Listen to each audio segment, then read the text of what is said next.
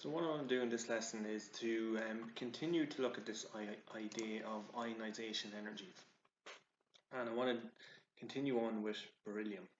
So again, if we remember, beryllium is the fourth element on the periodic table. So it has 4 protons. So it has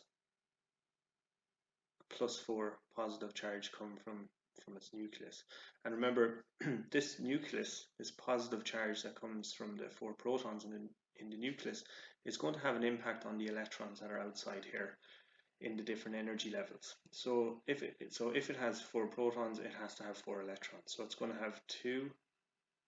So it's going to have 2 in this first sub-energy level, 2, and it's going to have 2 here like so. And what we can do is we can write this like as follows. So it's 1 S2 and 2 S2.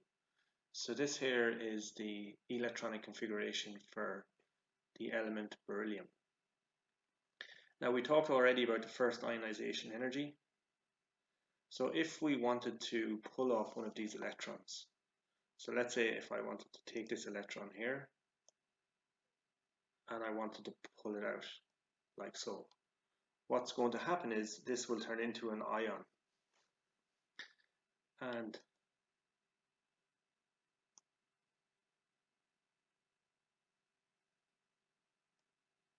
it will take a certain amount of energy in order for me to be able to do that.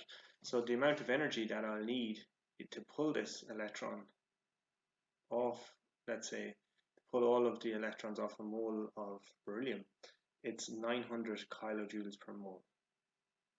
So that's the first ionization energy. So now we have removed this. Now what happens is this electron, so it takes this amount of energy to pull off the first electron.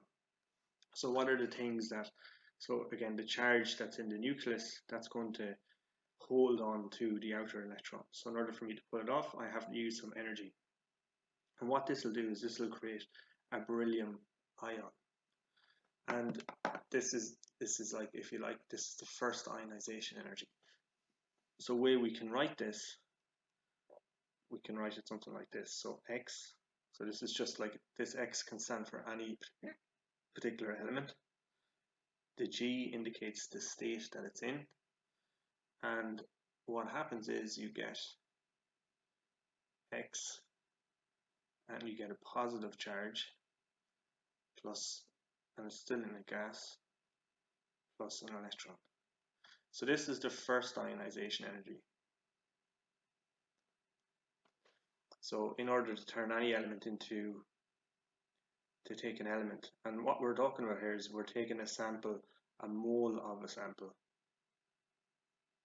So we're dealing with, you know, a huge amount of individual atoms, and it takes this amount of energy to take off this one electron from a mole of that element, and this is what's known as the first ionization energy. So what you end up is you end up with this ion, and then you also end up with a free electron. So that's kind of like what we've done here with beryllium. We've taken off this electron here, and we're left with these number of electrons as well. Now let's say if we want to continue on, so this is, let's say this is like, if you like, this is the first ionization energy. This is what happens with the first one, and it takes you know 900 kilojoules per mole. Now what's going to happen is, if we want to then try and pull off this second electron here, it's going to be held tighter, because you still have this +4 positive charge that's exerting a force on all of the electrons, but now there's one less electron, so therefore more of the force is going to be pulling down and holding these electrons closer, or pulling it towards the nucleus. So if we want to take this ion here, so we take a beryllium, we've already stripped off one electron, and we want to strip off a second electron. This is what's known as the second ionization energy. And as we can see, the second ionization energy for beryllium goes up very considerably. So if we take the second ionization energy, and what we can do is we can write this something like this. So it's X, and the X can stand for any particular element. and it's already an ion. So we're kind of starting from here. And what we do is we pull off an electron, and what we get is we get X2 plus and plus an electron.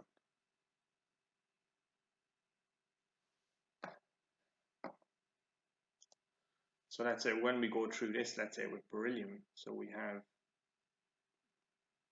beryllium, Be, in gas form, and then we strip off the electron, so we get Be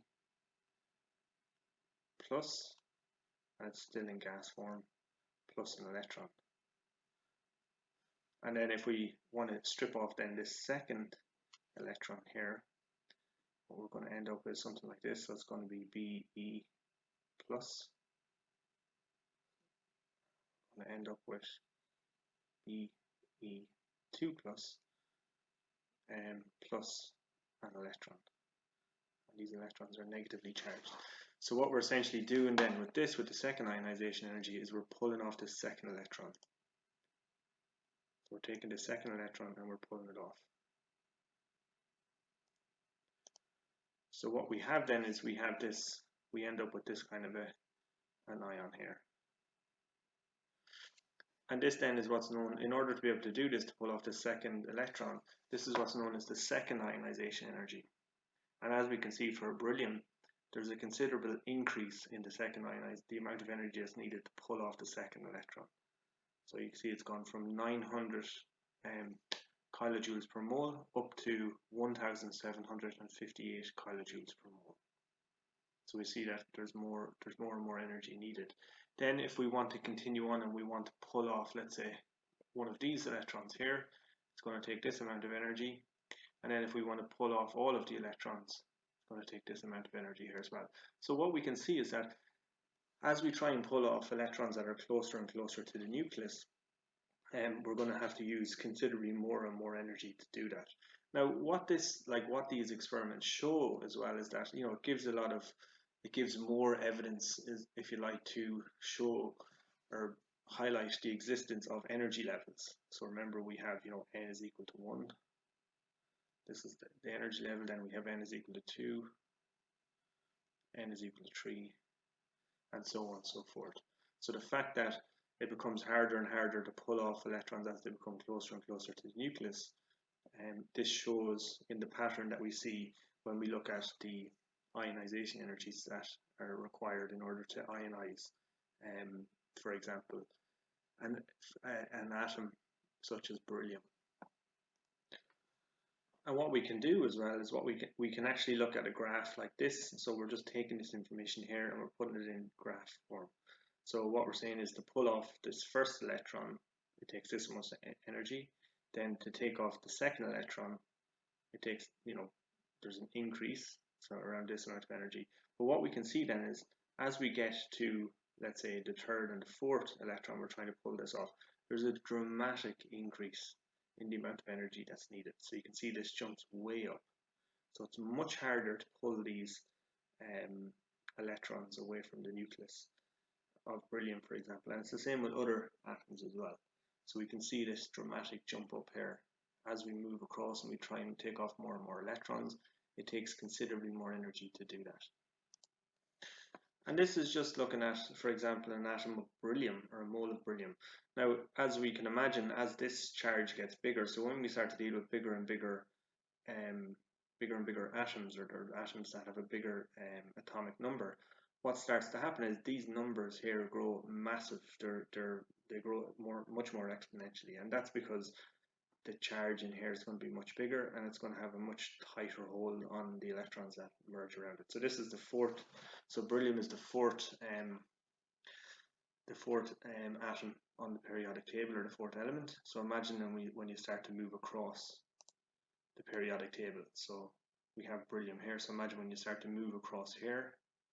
Like if you take magnesium, for example, magnesium has 12 protons. So it's going to have a much stronger charge, a much more stronger effective nuclear charge coming from the nucleus, and as a result, these figures for the second ionization, third ionization, and fourth ionization energies are going to be huge in comparison to beryllium, for example.